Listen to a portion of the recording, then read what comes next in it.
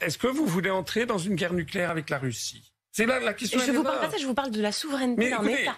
Il y a quelque chose. C'est un État souverain, c'est pas à la France de dire ce que l'Ukraine doit faire. J'ai participé à des débats. On ne m'a jamais répondu à l'affaire de 1962. Si l'on est un chef d'État, il faut essayer de trouver une solution qui permette d'assurer la paix mondiale. Nous avons affaire avec la Russie à la première puissance nucléaire mondiale. Elle a 6240 ogives nucléaires. La France, elle en a 290. François Asselineau s'exprime sur la guerre en Ukraine et le rôle des puissances occidentales. Il met en garde contre une escalade du conflit et alerte sur ses conséquences économiques pour les Français, notamment la flambée des prix et le risque de crise. Il critique le système des parrainages, qu'il juge inéquitable. On a 1600 actifs de la Russie. Oui, enfin bon. Quand même elle en a plus que les États-Unis.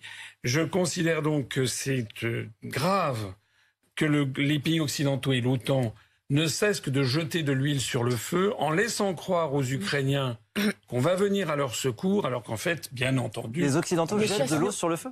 Oui, bien sûr. Je considère que les élites occidentales, on ne sait pas très bien ce qu'elles veulent, mais elles foncent dans le mur. On a un risque de dérapage militaire très grave, avec notamment cette affaire d'exclusion aérienne, parce que Zelensky demande qu'il y ait une zone d'exclusion aérienne.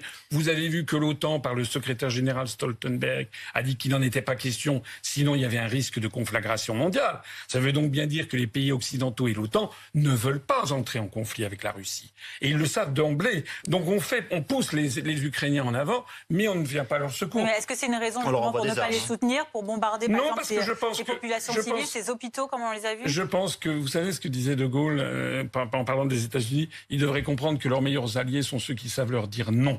Les meilleurs alliés des Ukrainiens sont ceux qui devraient leur dire, écoutez, la géopolitique mondiale est telle que l'OTAN ne pourra pas venir à votre secours. Mais monsieur Asselineau, donc il faut dans ces conditions, il faut trouver un accord de paix. Voilà. Qu'est-ce que vous faites, vous, président, dans 3 semaines, dans un mois? Qu'est-ce que vous faites? Eh bien, je lancerai des consultations pour qu'il y ait, par exemple, je ne sais pas, une troïka de médiation où il n'y ait pas que des pays de l'OTAN. Parce que la solution, je vais vous dire, elle ne passera pas par autre chose que par le fait que l'Ukraine devra devenir un pays neutre, sans base militaire. Et l'accord... Monsieur Asselineau, précisément, vous qui êtes attaché à la souveraineté des États, vous dites la France doit sortir de l'OTAN et de l'Union européenne, par exemple. Oui. La France fait bien ce qu'elle veut si elle veut faire ça. Et si son chef d'État la pousse à faire ça, elle fait ce qu'elle veut. Si l'Ukraine, elle veut y rentrer, elle aussi, elle fait bien ce qu'elle veut. L'Ukraine est un pays souverain. Si elle veut rentrer dans l'OTAN et dans l'Union européenne, c'est sa souveraineté que de pousser cette candidature. Oui, je comprends bien. C'est une présentation séduisante pour les gens qui ne connaissent pas bien la géopolitique. Mais en 1962, Cuba était un pays souverain et indépendant. Et lorsqu'il a accueilli les missiles soviétiques de Khrouchtchev, qu'est-ce qu'a dit le président Kennedy? Il a dit, si vous ne les retirez pas, c'est la guerre mondiale et c'est la guerre nucléaire. Pour vous, l'Ukraine n'est pas souveraine aujourd'hui? L'Ukraine, c'est comme... Vous savez, il y a ce beau proverbe cubain qui dit...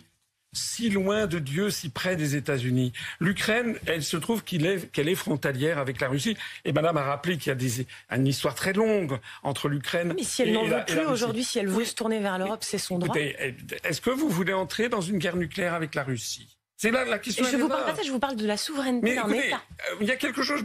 C'est un État souverain, c'est pas à la France de dire ce que l'Ukraine doit faire. J'ai participé à des débats. On ne m'a jamais répondu à l'affaire de 1962. Pourquoi les États-Unis, en 1962, ont-ils exigé, sous peine de guerre nucléaire... En l'occurrence, il n'y a pas de missiles, et encore moins des missiles nucléaires sur le sol ukrainien, américain. Oui, mais parce que l'objectif de l'OTAN, c'est de s'y installer. Écoutez, qu'est-ce qu'on dirait imaginez que demain, le président mexicain, qui est un président de gauche, accepte que les Russes mettent des bases militaires le long du Rio Grande, à 100 km de la frontière de l'Arizona ou du Texas. Est-ce que l'Ukraine peut faire ce qu'elle veut? Je reviens à ma question. Est-ce que l'Ukraine peut faire ce qu'elle veut? Non, elle ne peut pas faire ce qu'elle veut, malheureusement, c'est comme ça. De même que le Mexique ne peut pas faire ce qu'elle... De même que la France ne peut pas faire ce qu'elle veut, parce qu'il y a des réalités géopolitiques dans le monde. Et si on continue comme ça, on va dans une situation qui ne cesse de s'aggraver, qui va d'ailleurs toucher les Français prochainement, puisque vous avez vu l'envolée du prix du blé, du pétrole, du gaz, des métaux, etc., des engrais. On risque d'avoir un effondrement de l'économie du monde occidental et une flambée des matières premières, et notamment